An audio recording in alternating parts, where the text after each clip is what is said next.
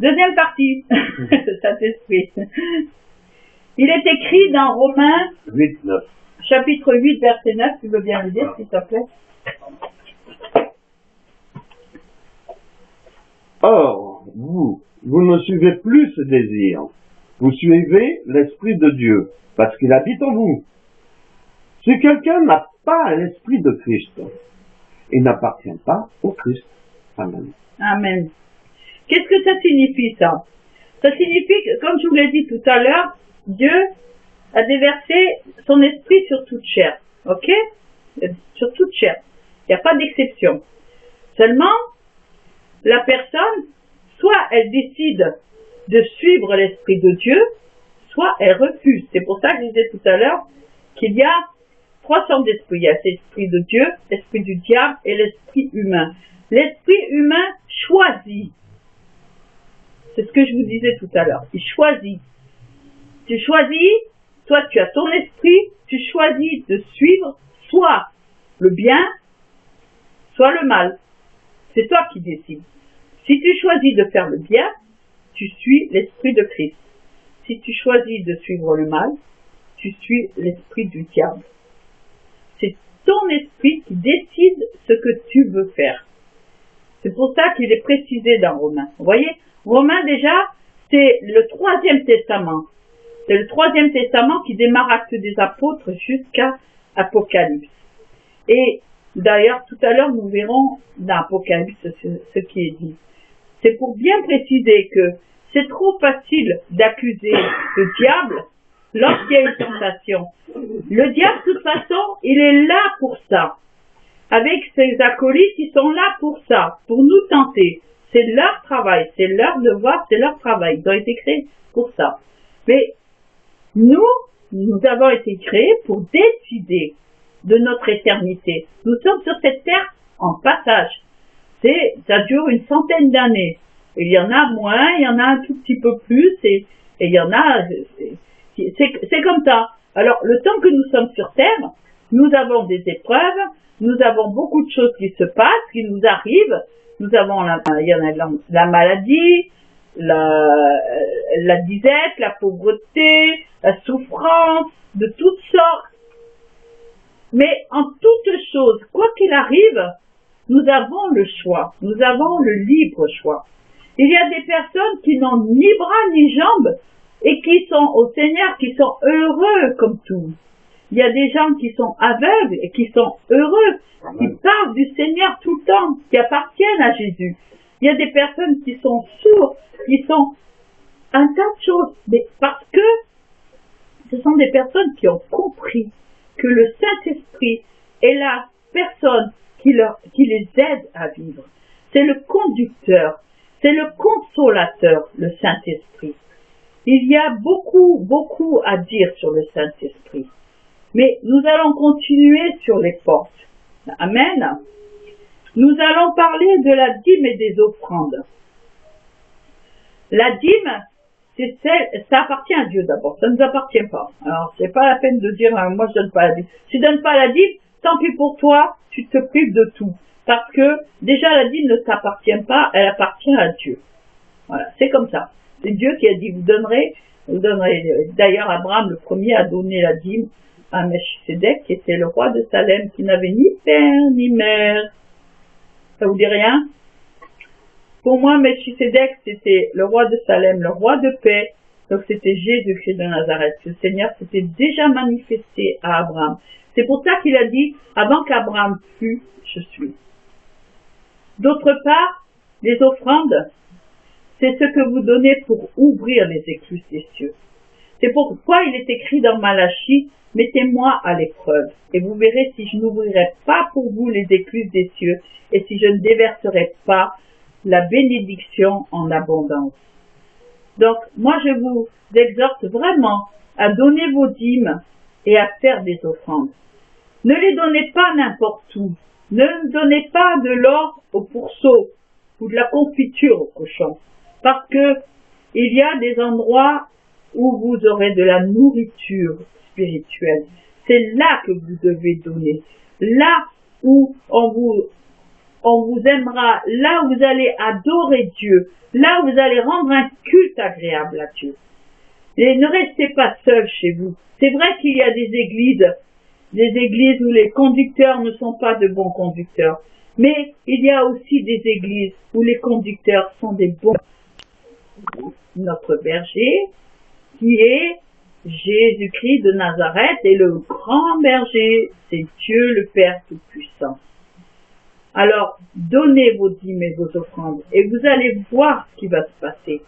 N'est-il pas écrit, si tu crois, tu verras la gloire de Dieu? Amen. Jésus a dit, tout ce que vous demanderez en mon nom, croyez que vous l'avez reçu, et vous le verrez s'accomplir. Jésus, lorsque tu l'acceptes dans ton cœur, il vient en toi avec Dieu et avec le Saint-Esprit. Les trois personnes viennent en toi. Mais l'Esprit de Dieu est déjà de partout.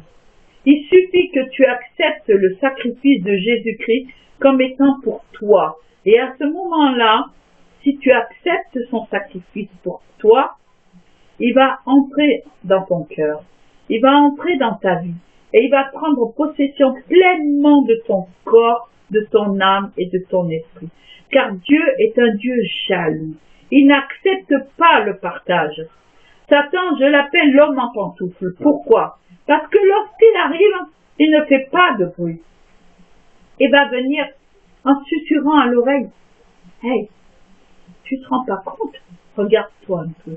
Tu es bête, regarde-toi un peu. Pourquoi tu n'irais pas faire ça ou ça? Pourquoi tu n'irais pas en boîte là? C'est bien. Qu'est-ce que t'en as à faire des églises? Qu'est-ce que t'en as à faire de Dieu? Ça, c'est le tentateur. Alors, laissons-le de côté. Écoutons la voix du Saint-Esprit qui nous amène à Jésus-Christ. Parce que le Saint-Esprit, son rôle, c'est de nous dire ce que Dieu attend de nous et de nous dire ce que Jésus a fait pour nous. Amen. Le Saint-Esprit, c'est ça. Ne négligez pas le Saint-Esprit. Vous devez prendre des décisions. Parce que le diable n'a que le pouvoir que nous lui donnons. Lorsque nous sommes tentés, réfléchissons, prions et demandons-nous si ce que nous voulons faire est bon, agréable pour nous et si cela nous ferait du bien. Car, sachant que si nous agissons mal, nous en supporterons les conséquences. Et si nous agissons bien, nous en supporterons les conséquences. Alors, faisons le bon choix. Pour la conclusion, je vais demander à mon époux, l'apôtre Patrick Dufresne, de nous lire Apocalypse chapitre 5, versets 6 à 14. Et après, je vais lire dans Apocalypse un dernier passage. Apocalypse, chapitre 5, versets 6 à 14. je vais lire la parole de Dieu. Amen. Parce que la parole de Dieu, la Bible, est le chemin, la vérité et la vie. Amen. Apocalypse chapitre 5, versets 6 à 14. 5, 6 et 14. Et je vis au milieu du trône et des quatre êtres vivants et au milieu des vieillards un agneau qui était comme immolé. Il avait 7 cornes et 7 yeux qui sont les 7 esprits de Dieu envoyés par toute la terre. Amen. Il vint et prit le livre de la main droite de celui qui était assis sur le trône.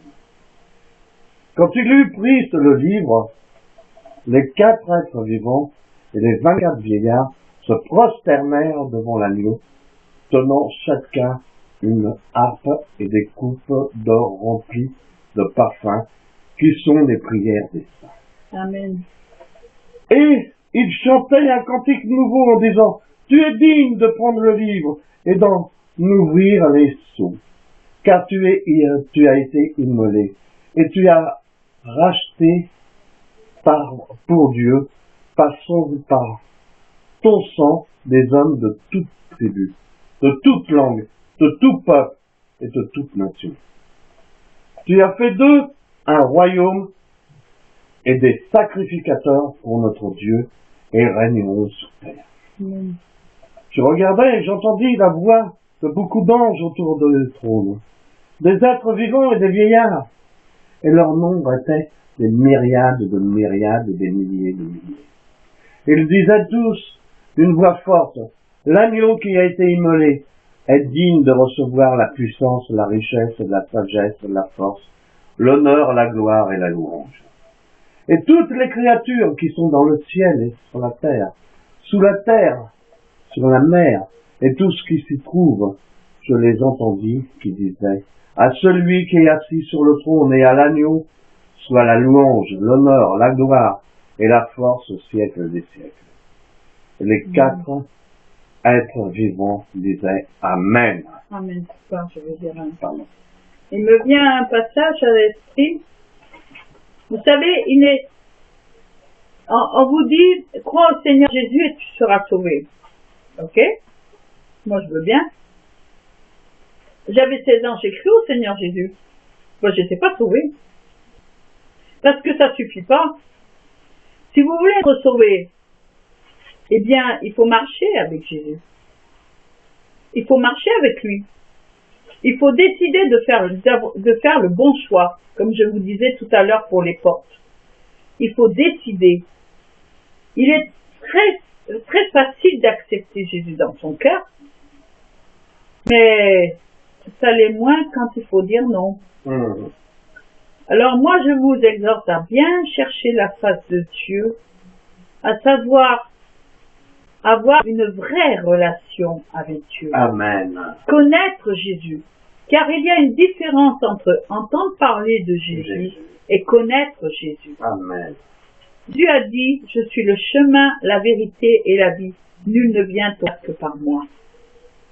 Lorsque Moïse est monté sur la montagne Sinaï et qu'il a demandé à Dieu quand ils vont me demander de qui tu es envoyé, il a répondu, l'Éternel a répondu, tu diras, je suis celui qui suis. Et Jésus a dit, je suis le chemin, la vérité et la vie. Je suis, c'est Dieu, c'est Jésus et c'est le Saint-Esprit. Nous ne pouvons pas dissocier les trois. Nous ne pouvons pas dire, je parle à Dieu et refuser Jésus. Nous ne pouvons pas dire, c'est Dieu, j'aime Dieu, j'accepte Jésus et continuer à vivre comme par le passé. Amen. Celui qui veut vraiment, car il est écrit, il y a beaucoup d'appelés, peu d'élus. Celui qui veut vraiment, si tu veux vraiment obtenir la couronne de vie, avoir ton nom inscrit dans le livre de vie, comme il est écrit dans Malachie, tu dois marcher avec Dieu. Tu dois accepter de renoncer à tout ce qui est mal. Mais je te dis un secret. C'est que lorsque tu fais ça, la joie que met Jésus en toi, la paix que met Jésus en toi, l'amour que met Jésus en toi, personne ne pourra te l'enlever. Jamais. Et c'est là que tu vois que ceux qui sont vraiment au Seigneur, même si on les torture, même si on leur fait du mal, ils gardent le sourire et ils gardent les yeux fixés sur Jésus. Ils gardent les yeux fixés sur Jésus, mais obéis à la voix du Saint-Esprit, car le Saint-Esprit, c'est la troisième partie de la Bible, et c'est la partie de nos jours qui est indissociable des deux autres. Il ne faut pas négliger l'ancienne alliance. Il ne faut pas dire ça appartient au passé. C'est l'histoire qui raconte. Faux, faux et archi faux. Vous ouvrez n'importe où dans la parole lorsque vous avez un problème. Le Seigneur vous donne la solution. Parce que vous savez, dans la Bible, il n'est pas tout écrit. Il a dit le Seigneur, il est écrit que si on devait raconter tout ce qui s'est passé, il n'y aurait pas assez de toutes les bibliothèques et librairies du monde entier pour contenir déjà ne serait-ce que ce que Jésus a fait. Et Jésus a dit que nous ferons des choses encore plus grandes que lui a faites. Pourquoi? Parce que nous avons le Saint-Esprit. Nous avons Jésus en nous. Son sang est en nous. Il vit en nous. Dieu, Jésus et le Saint-Esprit Dieu, Jésus et le Saint-Esprit vit en nous et vit par nous, au travers de nous. Et comme il disait l'apôtre Paul, ce n'est plus moi qui vis, mais Jésus qui vit en moi. Amen. Même quand on fait pas ce qu'on voudrait faire, même quand on pêche, si on marche avec Jésus, eh bien, on a immédiatement le sentiment qu'on a. On demande pardon immédiatement au nom de Jésus. Et Jésus nous pardonne. Il nous pardonne pourquoi? Parce qu'il est sacrificateur pour toujours, selon l'ordre de Melchisédek. Et nous sommes maintenant un royaume de rois et de sacrificateurs. Pourquoi? Parce que nous avons comme père, pour père, le roi des rois. Et comme sacrificateur, Jésus-Christ de Nazareth. C'est lui qui a sacrifié sa vie par obéissance pour libérer le péché du monde. Mais ça ne peut se faire que si nous acceptons de faire abnégation de soi-même, si nous acceptons de renoncer au péché, comme il est écrit dans Romains. Romains est un épître très important. Je vous conseille de le lire et de le relire, parce qu'il est tout détaillé ce qu'un être humain qui veut appartenir à Christ doit faire et ne doit pas faire. C'est vraiment bien détaillé. C'est la première épître où il est vraiment détaillé tout cela. Et ensuite, il y a les autres aussi. Mais faut pas négliger l'Ancienne Alliance, l'Ancien Testament. C'est pas Ancien Testament et Nouveau Testament. Le Premier Testament, la loi, les ordonnances, les préceptes, Moïse. Le Deuxième Testament, Jésus-Christ de Nazareth dans les 4 évangiles. Lorsque notre Seigneur est remonté d'où il était venu, près de Dieu le Père, eh bien, à ce moment-là, c'est le Saint-Esprit qui a pris le relais et qui sera là jusqu'à la fin, jusqu'au retour du Seigneur Jésus. Il est écrit, Genèse, chapitre 1, verset 1.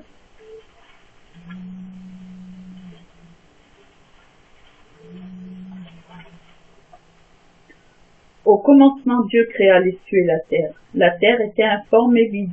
Il y avait des ténèbres à la surface de l'abîme, et l'Esprit de Dieu se mouvait au-dessus des eaux. Dieu dit que la lumière soit, et la lumière fut.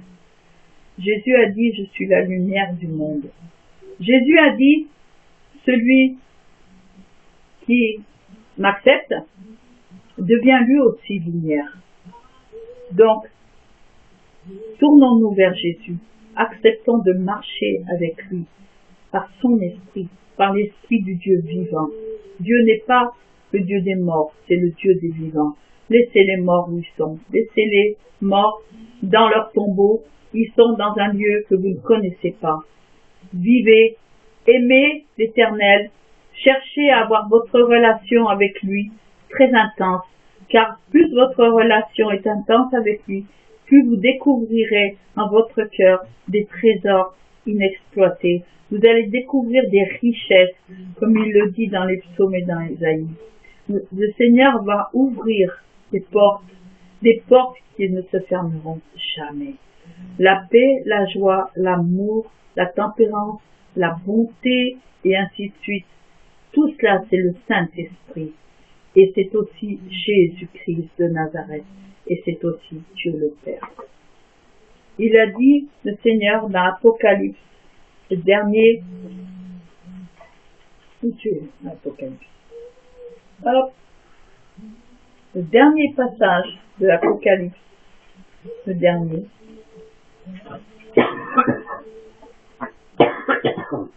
Apocalypse, chapitre 22, nous allons dire à partir du verset 6. Il me dit, ces paroles sont certaines et véritables. Et le Seigneur, le Dieu des esprits et des prophètes, a envoyé son ange pour montrer à ses serviteurs les choses qui doivent arriver bientôt. Et voici, je viens bientôt. Heureux celui qui garde les paroles de la prophétie de ce livre. C'est moi, Jean, qui ai entendu et vu ces choses. Et quand j'ai entendu et vu, je tombais aux pieds de l'ange qui me les montrait pour l'adorer. Mais il me dit, garde-toi de le faire. je suis ton compagnon de service et celui de tes frères les prophètes et de ceux qui gardent les paroles de ce livre. Adore Dieu. Et il me dit, ne scelle point les paroles de la prophétie de ce livre, car le temps est proche. Que celui qui est injuste soit encore injuste. Vous voyez, on a tous ce choix. Que celui qui est souillé se souille encore, et que le juste pratique encore la justice, et que celui qui est saint se sanctifie encore. Voici, je viens bientôt, et ma rétribution est avec moi, pour rendre à chacun selon son œuvre. Je suis l'alpha et l'oméga, le premier et le dernier, le commencement et la fin. Heureux ceux qui lavent leurs robes, afin d'avoir droit à l'arbre de vie et d'entrer par les portes dans la ville. Dehors les chiens, les magiciens, les débauchés, les meurtriers, les idolâtres, et quiconque aime et pratique le mensonge. Moi, Jésus, j'ai envoyé mon ange pour attester ces choses dans les églises. Je suis le rejeton et la postérité de David, l'étoile brillante du matin. Et l'esprit et l'épouse disent « Viens ». Que celui qui entend dise « Viens ». Que celui qui a soif vienne. Que celui qui veut prenne de l'eau de la vie gratuitement.